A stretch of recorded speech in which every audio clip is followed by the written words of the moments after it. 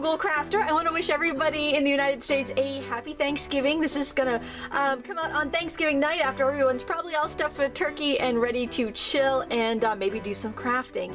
We're gonna do a bunch of Christmas wrapping accessories. We're gonna do tags. We're gonna make some washi tape and some adhesive labels that can go on your gifts. And what I like to do is actually have all of my wrapping supplies out on our pool table in our basement, and I keep that all out with string and wrapping paper and everything that anyone needs to wrap a present, so that my kids, my husband, everyone can just quickly and efficiently wrap their gifts as they purchase them. It just kind of saves a little bit of stress.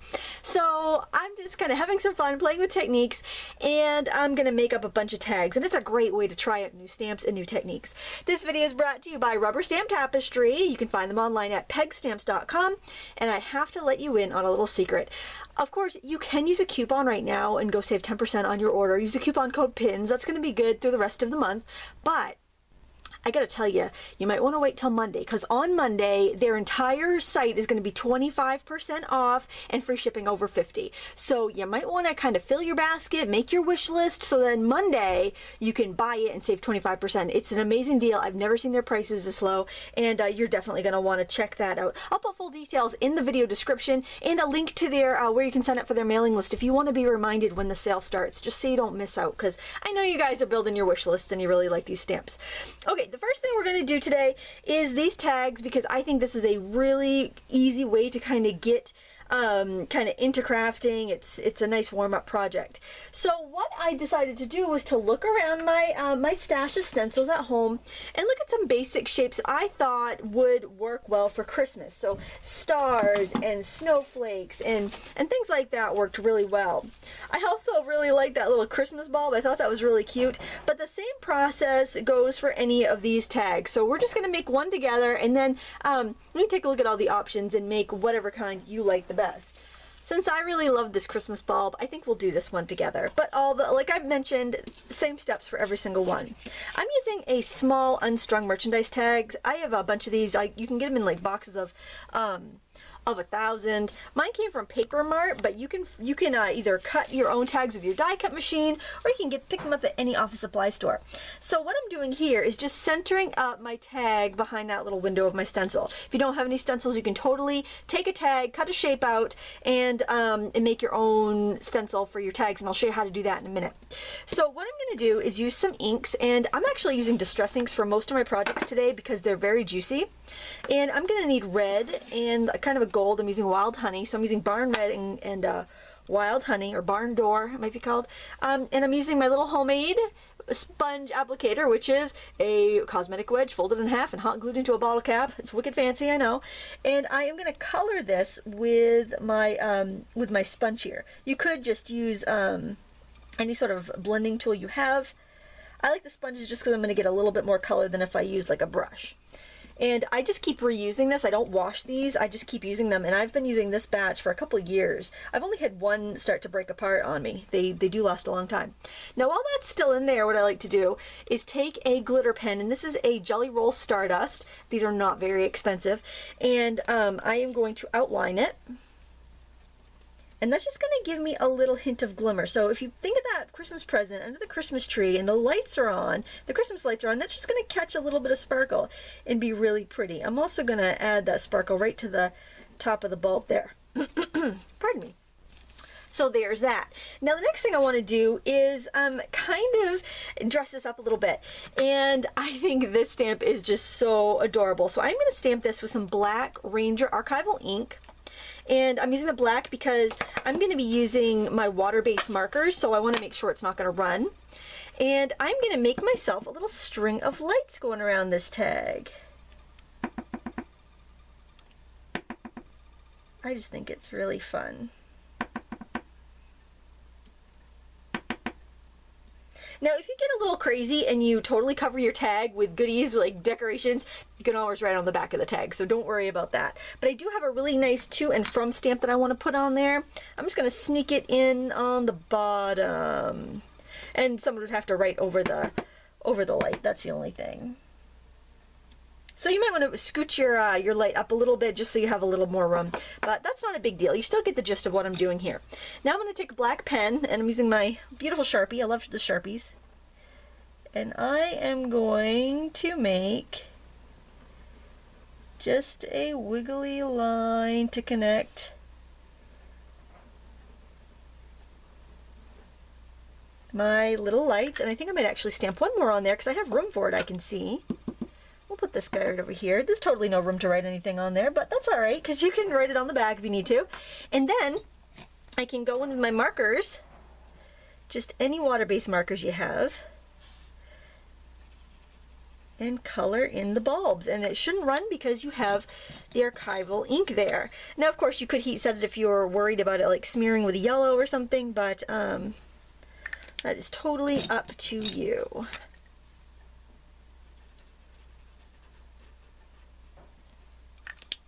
So easy, so fun. And look at me, I'm mixing matching my markers. You can totally do that.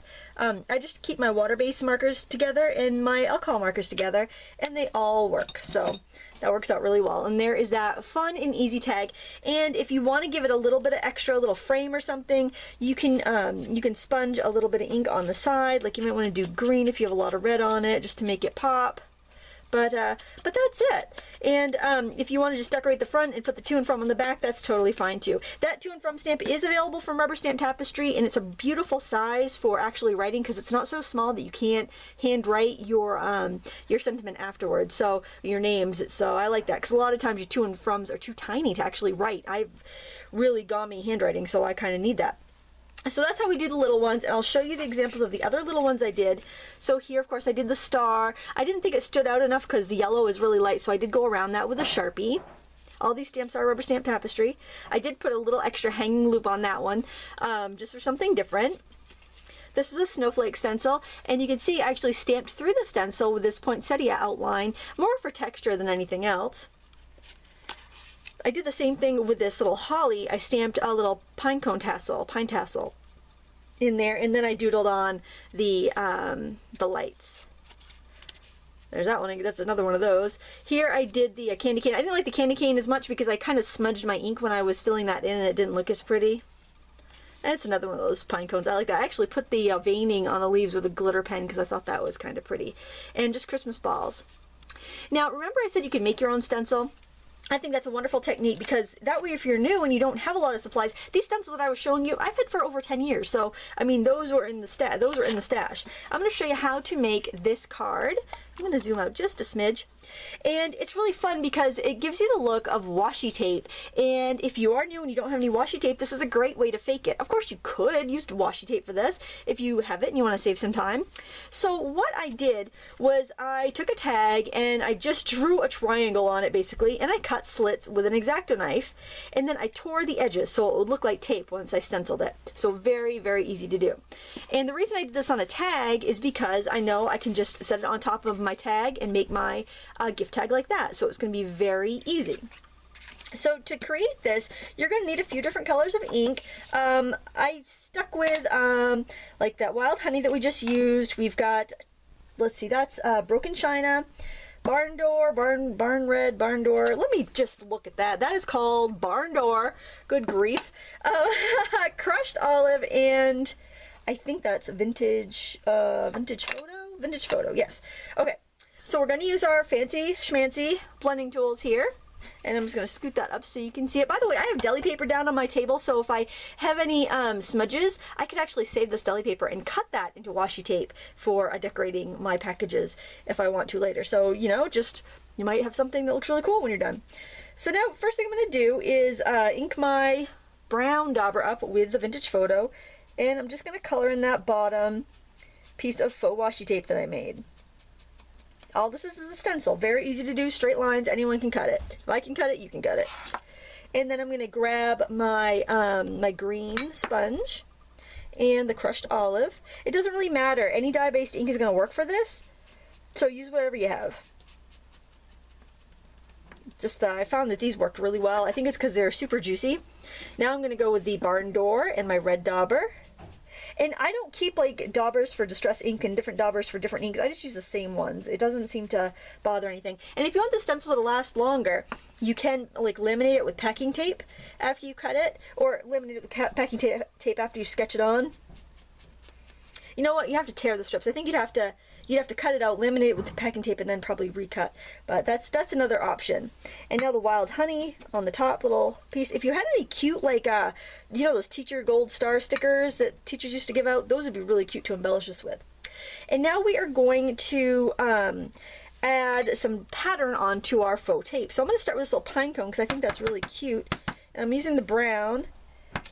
And you're not really going to see a super bold design, but it is going to give you some cool texture. A lot of times the washi tape patterns are really small, so you don't really see tons of detail, but you do see the beautiful texture. Here I'm going in with this big leaf. I think it's called oleander leaf. It looks like a big holly to me. And the peg stamps are perfect for this because you don't have to worry about them accidentally getting into the next strip because they're small enough. Even these jumbo ones are small enough to go in there. Now I'm going to go in with the red, and I like this because you don't have to have a bazillion ink pads out on your table. Now I'm going to use this big solid poinsettia. And I do like, especially on a big one, I will turn it each time I do it so I don't have it all like lined up. I mean, you totally could though. I mean, a lot of times washi tape has a definite directional pattern, but I didn't want that. For the blue, I am going to use this kind of fun checkerboard design. I'll link up all the supplies we're using below so you don't have to freak out and try to write everything down. I think my blue ink pad is about ready for a re-inking. I've worked it pretty hard today. I think I ended up buying re-inkers for all my distress pads because they do tend to need a lot of re-inking when you are doing direct-to-paper techniques and using them for the non-stamping techniques, which is what they're really best for. And then I'm going to use this other cool round design motif with the wild honey ink to fill in this area up here. So this tone on tone is impossible to get wrong. It just looks really classy and really fun. Now, to kind of make our tape look a little three-dimensional, I think it looks good if we outline it a little bit. And what I like to do is kind of put a drop shadow on here. So I'm going to gently, slightly move my stencil. And this is just going to help me keep my lines straight. And you could, I guess, ink it with a gray ink if you are really, really precise. But I think just a super, super light gray marker, I mean, it's barely enough to show up, except I think it does give some nice definition. And I'm just kind of tracing the bottom part of that stencil. I bet you could even, like, spray the stencil with some varnish or something and make it more durable that way. And then something else I like to do, this is optional, but I think it really helps, is I'm going to take a fine tip gray pen and just kind of outline a little bit. This might be a little bolder than what I want, but I'm just outlining that side. I think I should have used a finer tip. And my hand is not super steady. Let me just get this dark side down. Then I'm going to go in with an even finer tip pen. This Memento has a much finer tip. I'm going to go and do the other side with that. It's not a huge difference, but it does make it look like it's kind of lifted up from the tag. I mean, it's pretty just the way it is, but I think that kind of gives it a little extra something. Alright, and then for a little texture, this is really fun. I'm going to take just a foam pad. And if you can either use a thumbtack for this, or you can use a little piercing tool if you have one. And I am going to poke holes up the middle of the tree. And then I am going to use my black Sharpie because I want something that's a little bit darker. And I am going to draw some little stitching lines. And I think it looks cool if you kind of skip here and there. Because sometimes like an old sewing machine will like skip. I think it just gives you a really fun look. And I have seen stamps that are like this, and I do have some stitching stamps. And I just think they're really fun. Or you could even just do like X's all the way down if you wanted to. I just think it's a really fun look. And And it's nice to kind of give it that handmade look. Now I'm going to take the blue, my blue sponge. You could actually do whatever color you want, but I like the blue. And I am going to ink the edges here.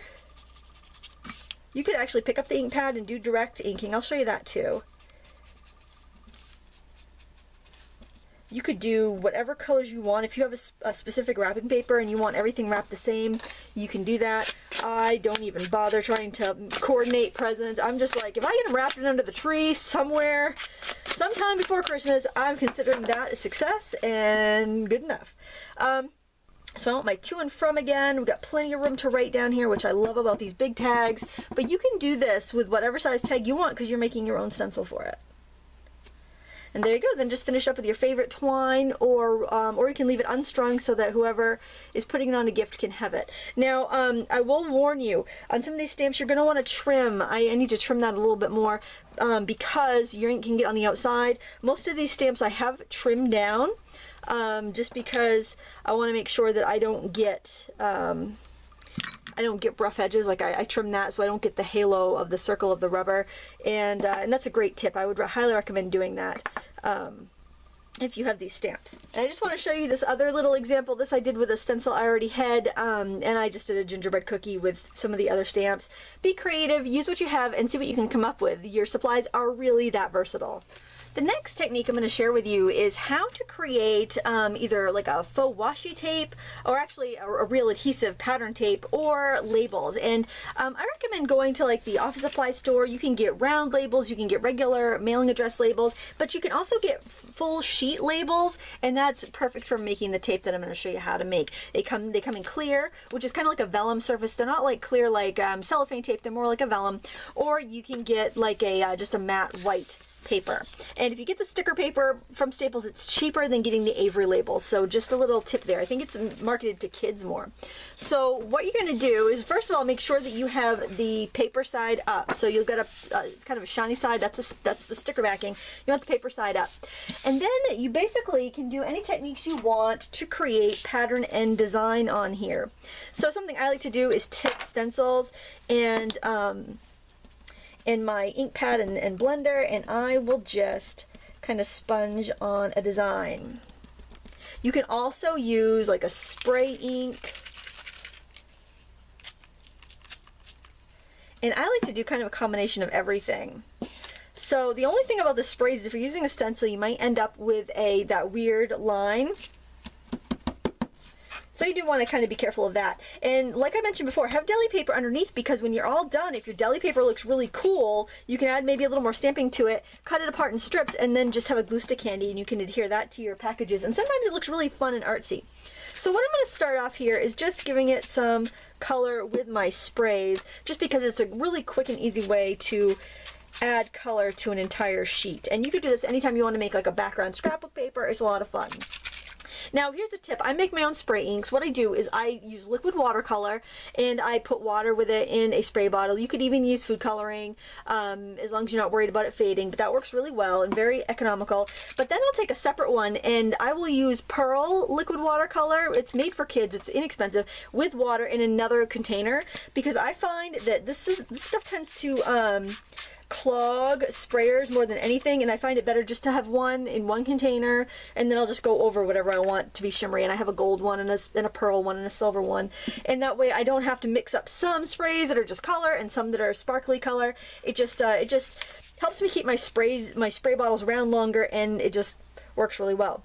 And the other thing I like to do sometimes is add some white spray, and I did purchase this. This is the Diane Reevely Dilutions white spray, and I like it. It's very opaque. It does want to clog sometimes, so you know, you have to be careful about that. It's kind of like a poster paint or a gouache. So I'm going to give that a couple spritzes as well, and then I'm going to let this dry. Now my paper's pretty dry. It is a little bit warped, but since it is a sticker paper, it doesn't matter. When I stick that onto a gift or onto a tag, it's going to look fine. I want to add some pattern on here, so I'm going back to my stencil, and I am going to grab some of my Broken China Distress ink, and I am going to stencil on these stars.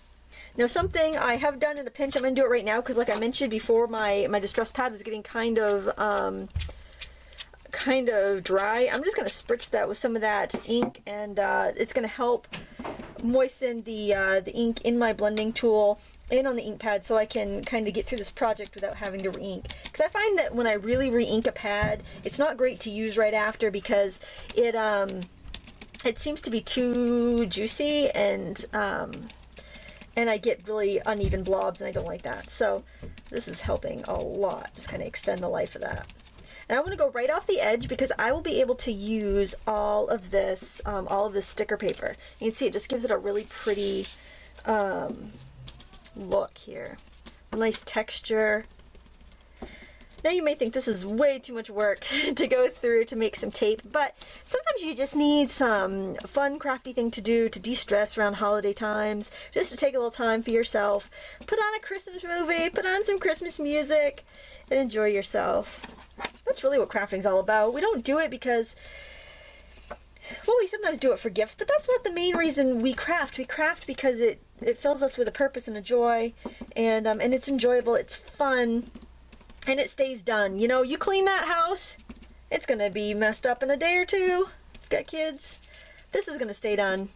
And it's actually something we can use, you know? It's something that will be put on a present. Someone will know they're really special because they received a gift with some handmade touches. Now look at that. I think that's just a really fun pattern on there. Now to push the pattern further and use some supplies we probably haven't even taken out of the closet in years, I'm grabbing a roller stamp. You can use any big background stamp, it doesn't have to be a roller, and some silver ink because nothing says holiday like metallic ink.